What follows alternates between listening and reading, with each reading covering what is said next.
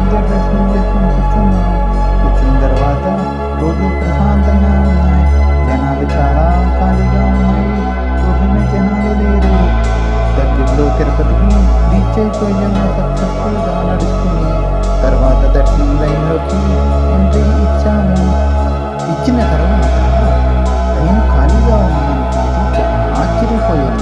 లోపలికి వెళ్ళి చూస్తే అతని స్వరూపం బయటపడింది. మా ఊరి లోపల నవ్వుతున్నాడు.